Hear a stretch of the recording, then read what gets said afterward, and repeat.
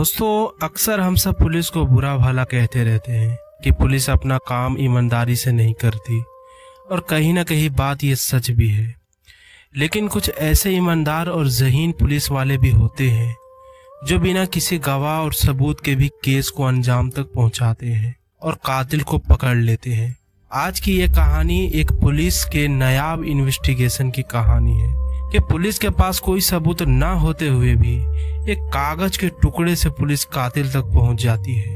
तो स्टोरी बहुत ही इंटरेस्टिंग है, वीडियो के अंत तक बने रहें। दोस्तों, कहानी की शुरुआत होती है अक्टूबर 2010 में दिल्ली से।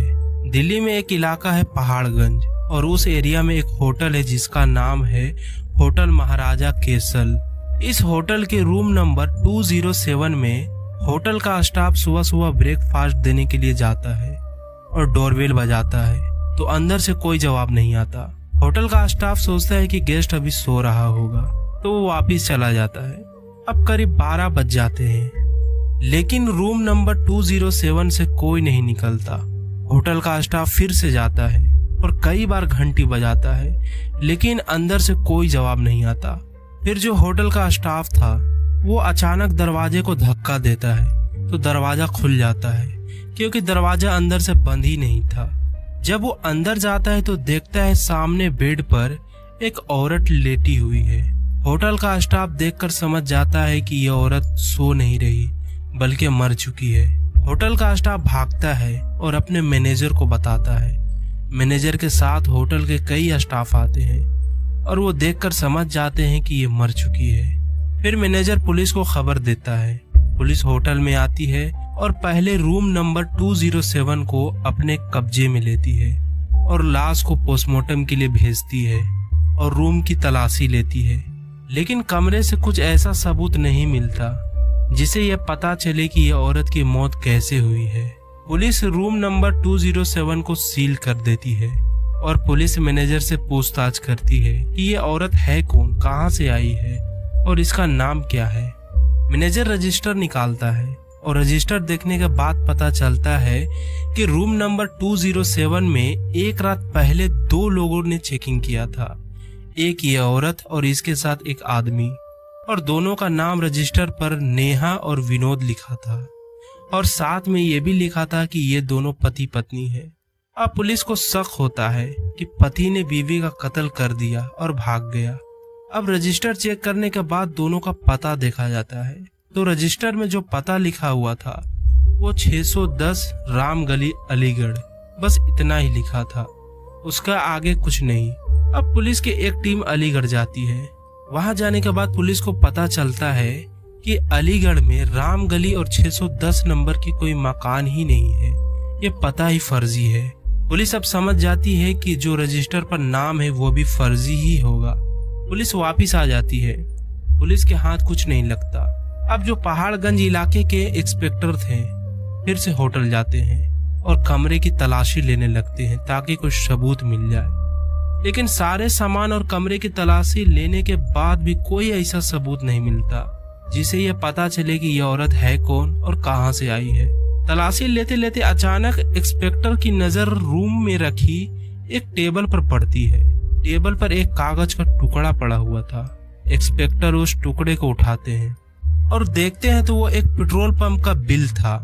जब हम पेट्रोल भराते हैं तो हमें एक रसीद मिलता है, लेकिन ये जो बिल था ये ब्लैंक था, यानी किसने कितना और कब पेट्रोल भराया इस पर कुछ नहीं लिखा हुआ था।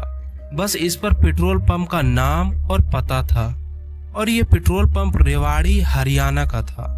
पुलिस को एक उम्मीद नजर आती है। पुलिस की एक टीम रेवाड़ी के पेट्रोल पंप पहुंचती है और पंप के ओनर को बुलाती है और वो बिल दिखाते हैं और पूछती है ये आपके पंप का बिल है। तो जो ओनर था वो तुरंत कहते हैं कि हाँ, ये हमारे पंप का बिल है।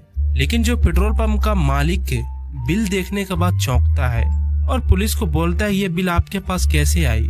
पुलिस बोलती है कि इस बिल में ऐसा क्या है जो तुम इतना चौंक रहे हो।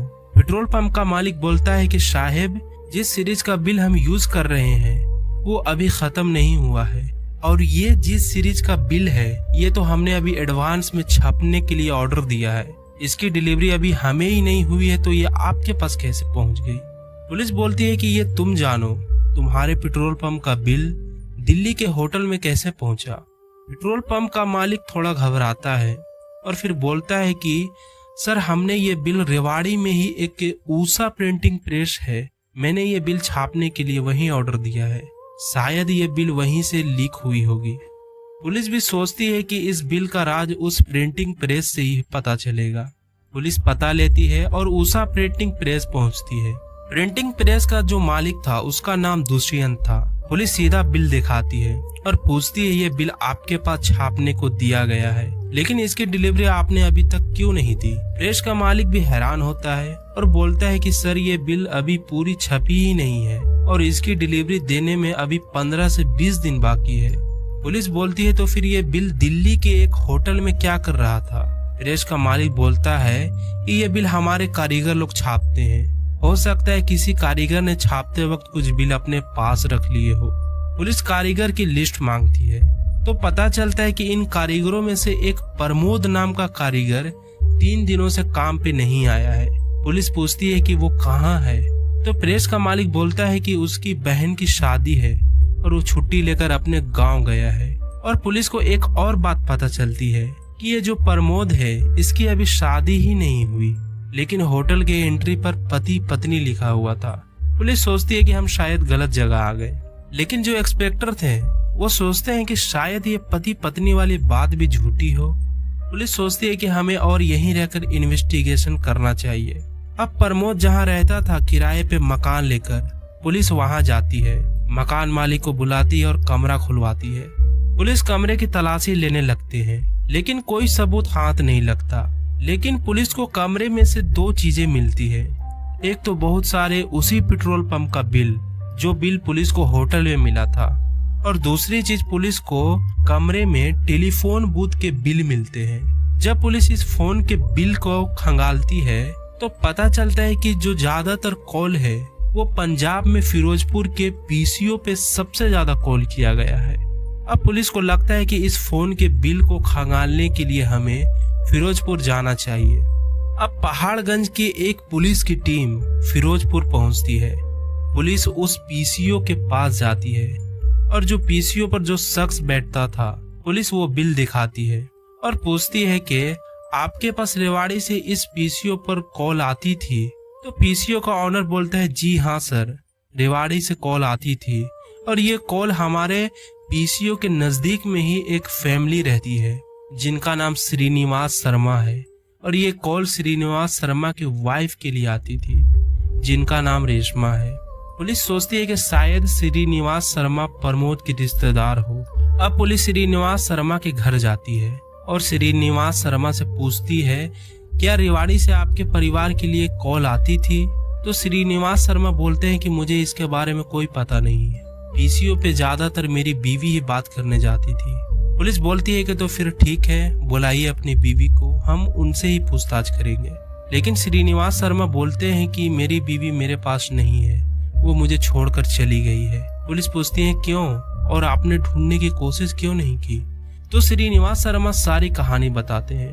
मैंने कुछ दिन पहले अपने एक रूम को किराए पर रखा था और जो किराएदार था उससे मेरी बीवी को प्यार हो जाता है और ये बहुत करीब आ जाते हैं, और जब मुझे दोनों की हकीकत पता चलती है तो मैं अपनी बीवी रेशमा को बहुत मारता पीटता हूँ और उस किराएदार को फौरन भगा देता हूँ। लेकिन कुछ दिनों के बाद मेरी बीवी घर छोड़कर चली जाती है। मैं भी कोशिश नहीं करता ढूंढने की, क्योंकि मुझे दोनों के रिश्ते के बारे में पता चल गया था और वो कहाँ गई मुझे कुछ पता नहीं। पुलिस को लगता है कि ये श्रीनिवास शर्मा झूठ बोल रहा है, लेकिन जब श्रीनिवास शर्मा उस किराएदार का नाम लेता है तो कातिल पहचान में आ जाता है, और वो किराएदार और कोई नहीं बल्कि प्रमोद था। पुलिस को अब ये यकीन हो जाता है कि कातिल प्रमोद ही है। अब पुलिस प्रमोद के गांव जाती है और प्रमोद को गिरफ्तार कर लेती है। अब पुलिस प्रमोद से पूछती है कि तुमने रेशमा का कत्ल क्यों किया? तुम दोनों तो आपस में प्यार करते थे। अब प्रमोद सारी कहानी बताता है। जब प्रमोद को श्रीनिवास शर्मा ने भगा दिया तो कुछ दिनों तक प्रमोद इधर उधर भटकते रहता है और फिर ये रेवाड़ी जाता है और प्रिंटिंग प्रेस में नौकरी करने लगता है। फिर कुछ दिनों के बाद रेशमा भागकर प्रमोद के पास आ जाती है और ये दोनों साथ में रहने लगते हैं, लेकिन दोनों शादी नहीं करते। अब कुछ दिन रहने के बाद रेशमा की डिमांड बढ़ने लगती है कि मुझे शॉपिंग करना है, महंगे महंगे कपड़े खरीदना है, अच्छे होटल में खाना खाना है। क्योंकि श्रीनिवास शर्मा थोड़ा पैसे वाले थे तो वो रेशमा के सारे नखड़े उठा लेते थे। लेकिन प्रमोद मामूली सी जॉब करता था और इसकी मामूली सी तनख्वाह थी। प्रमोद बहुत ज्यादा परेशान हो जाता है और रेशमा भी धमकी देने लगती है कि अगर तुमने मुझसे शादी नहीं की तो मैं पुलिस के पास चली जाऊंगी। प्रमोद डर जाता है और सोचने लगता है कि इससे पीछा कैसे छुड़ाए। तो प्रमोद एक प्लान बनाता है और वो रेशमा को बोलता है कि मेरी बहन की शादी है और हम दोनों शादी में चल रहे हैं और शादी से आने के बाद हम दोनों शादी कर लेंगे। रेशमा खुश हो जाती है, वो प्रमोद के साथ जाने को तैयार हो जाती है। प्रमोद रेशमा को पहाड़गंज के होटल में ले जाता है और जब रेशमा सो जाती है तो प्रमोद तकिए से मुंह दबाकर रेशमा को मार डालता है और वहां से भाग जाता है। और दोस्तों, इसका केस अभी लोअर कोर्ट में ही चल रहा है और पता नहीं कब इसका फैसला आता है और कब प्रमोद को सजा मिलती है। तो दोस्तों, ये थी पुलिस इन्वेस्टिगेशन की नायाब कहानी, जो कि एक पुलिस वाले को सलाम करने पर मजबूर करती है।